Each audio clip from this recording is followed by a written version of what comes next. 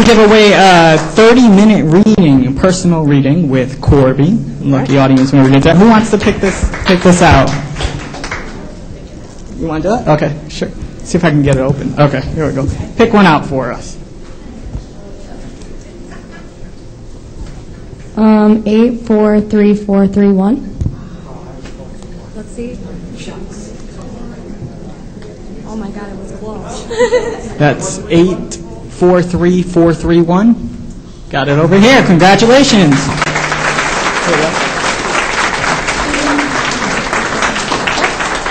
Well, I want to thank you very much, Corby. We have more psychics to come, so don't worry for those that didn't get their questions in. We thank you very much. Nice job. Once again, Corby Mitlive.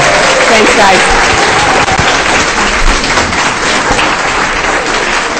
When we come back, we have Lisa Cortes. She is a great psychic, so you don't want to go anywhere. Be right back.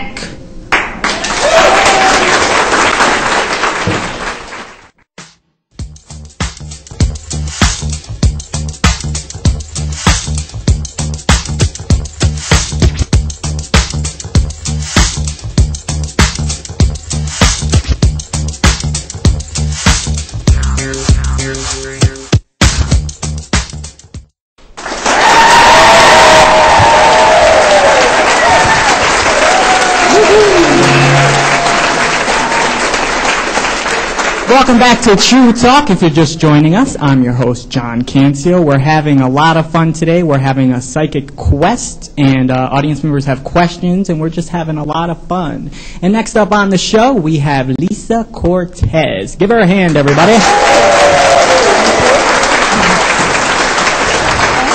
Hi, Lisa. Thanks so much for being on with us again. Thank you for having me on. And it's always a pleasure. It's always nice to have Yes. you. And you specialize in past lives as well, right? Well, You're a medium. Yes, I do past lives. I basically specialize more in people that have crossed over, that have gone home. It could be a loved one, it could be a pet, friend, that. And even, like I said, seeing a person when they're small, seeing, everything, just a seer. So how did you get into this? How did you discover that you had these abilities? Well, actually, at 3 years old, my mother noticed that I saw things other couldn't. And as a Catholic, it was unheard of back in the 50s. You just didn't discuss stuff like that. And as life went on, it got stronger and stronger. And then I went through a period of, just like everyone else, normalcy. And then after going through certain trials and tribulations in my own life, that's when I started my business and started doing it to help people. So did you see freaky visions? I mean, did you see things that... Well, I would see spirit guides. I would see people that no one else would see. Mm-hmm. And I knew then that I had a gift that others didn't. It wasn't something I learned in a book. It was just something that was God-given. And you started this business, Athena Spiritual Awakening. Correct. And it was an awakening for you, wasn't it? Yes, it was. It was a serious awakening. I had many losses, and when I lost my mother, that's when I realized it was something she always said I should have done, and I decided to do that, and just to help people spiritually. So it makes you feel good to do this? Oh, yes. I love helping people spiritually. I love to get people in balance.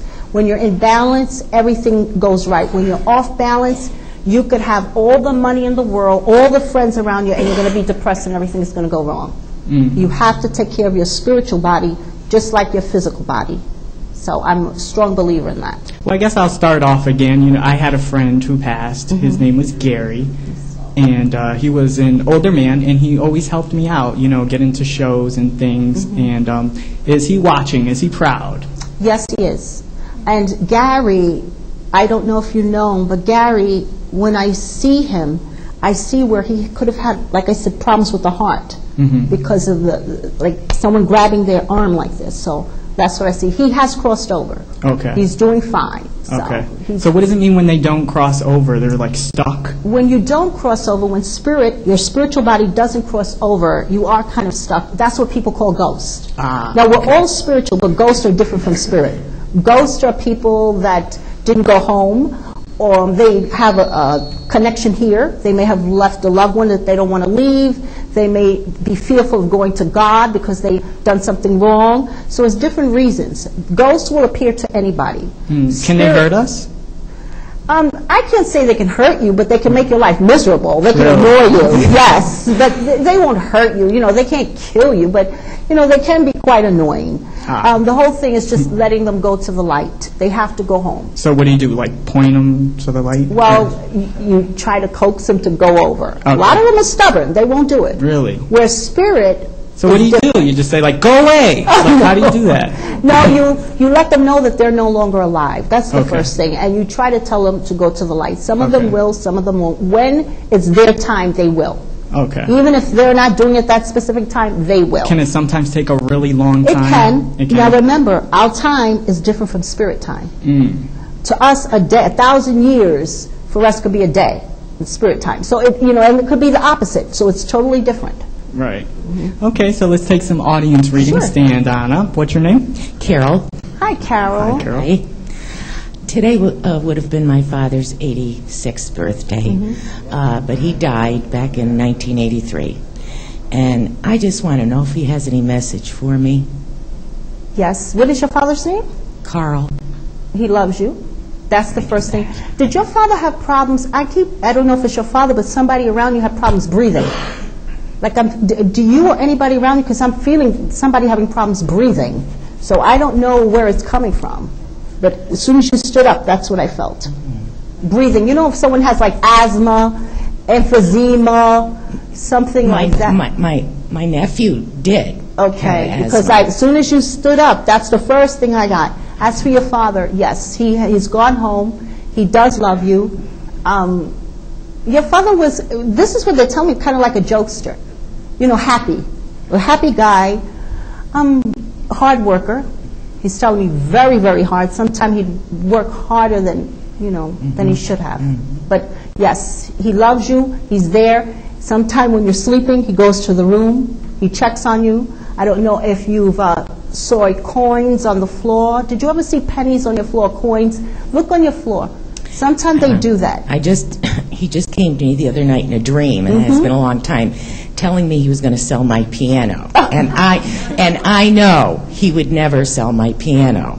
So I was just wondering if he was trying to tell me something. He wouldn't sell your piano. No, he wouldn't. That was just a dream. But the dream was real. Like I said, remember I said he goes to check on you while you're sleeping? It was him. Do you feel like he watches over you? Yeah, I do. He's there. He's there. There's also a woman also with him. My because his mother. His mother. Waiting. Oh. As soon as he went over, she was there waiting. Yes, absolutely. Yep. Absolutely. Thank you. Thank you. Okay, who else? Someone in this row? Okay, stand on up. What's your name? My name's Chris. Hi, Chris. I'm just checking about my mother. She's crossed over also? And her name? Frances. You were very close with your mother. Did your mother... You know what, I see Frances, I don't know, does she bake and do stuff like that? Like, because I see, she's showing me like a pie. Like, when you... No, she was actually a terrible baker. Listen, let me tell you something. She's baking at home. She's cooking. She loves cooking. She can cook anything, but baking wasn't her strong thing. She'd make me do it. She's making pies now. Wow. And I want to tell you why. When you go home, you think that everybody's sitting there. Most people have this image that heaven is like, I'm just going to sit around and do nothing. No, it's not like that. It's a different dimension of the earth dimension.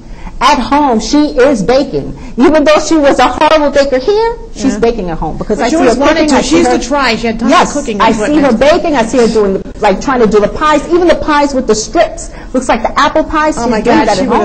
She would have never tried that. No, she's doing it now. Wow, her dream She's came doing true. it now. Yes. But you and her were like this. Like, she's saying you close, like this.